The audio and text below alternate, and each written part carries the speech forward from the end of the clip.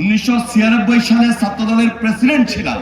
তখনও এই হাসিনা, এই ফ্যাসিবাদের ভয়ঙ্কর রূপ তখন দেখেছি। পার্শ্ববর্তী দেশের সরকার যদি এদেরকে সরাসরি মদত না দিত, বাংলাদেশে তাদের নেতৃত্ব দেওয়ার কোনো সুযোগ ছিল না। অনেকে আহত, নির্যাতিত।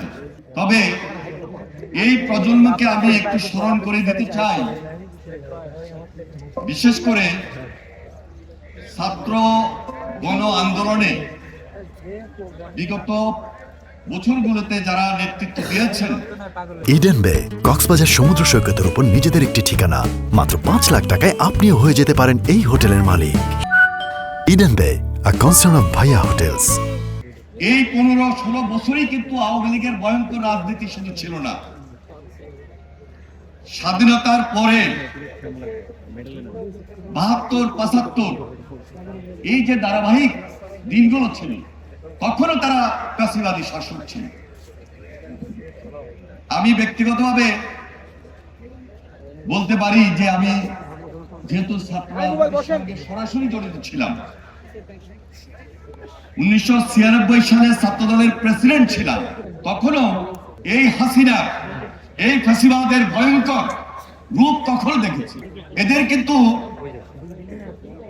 তখনও জনভিত্তি ছিল না, গণভিত্তি ছিল না। এরা জনশত্রু গণশত্রুতে পরিণত হয়েছিল। কিন্তু কিভাবে টিকেছিল? পার্শ্ববর্তী দেশের সচিবরা যদি, পার্শ্ববর্তী দেশের সরকার যদি এদেরকে সরাসরি মদত না দিত, বাংলাদেশে তাদের নেতৃত্ব দেওয়ার কোনো সুযোগ ছিল না। এদের ষড়যন্ত্র শেষ হয় নাই। এজন্য আজকে এই মঞ্চ থেকে আবার স্মরণ করে দিতে চাই, এই জাতির ঐক্যবদ্ধতাকে নস্যাৎ করে দেওয়ার জন্য ষড়যন্ত্রকারীরা এখনো তৎপর। তাদের কাছে অর্থ আছে, লুটের টাকা আছে, অভাব কিন্তু নাই। কিন্তু আমাদের মনোবল সেখানে। আমরা বাংলাদেশের মানুষ, আমরা বাংলাদেশ এক এবং ঐক্যবদ্ধ একটি পক্ষে ওই ভয়ঙ্কর ফ্যাসিবাদের বিরুদ্ধে তার ষড়যন্ত্রকে রুখে দেওয়ার জন্য আমাদেরকে রুখে দিতে হবে। যেমনি ভাবে 5 আগস্ট আমরা নতুন ভাবে তাদেরকে রুখে দিয়েছিলাম, ভবিষ্যতে তারা যদি আবার কোনো সুযোগ দিতে চায়, 5 আগস্টের থেকে যেই জুলাই আন্দোলন ছিল তার চেয়ে ভয়াবহ ঐক্যবদ্ধ স্পিরিট আমাদের মধ্যে কাজ করবে। সেটি আমাদেরকে জাগিয়ে তুলতে হবে।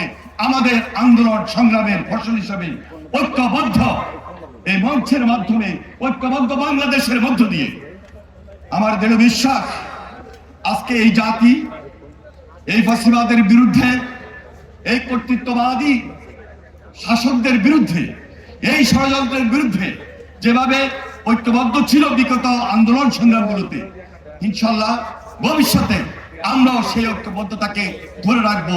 এই প্রচেষ্টাটি আমরা বিএনপির পক্ষ থেকে করছি এবং করে যাব।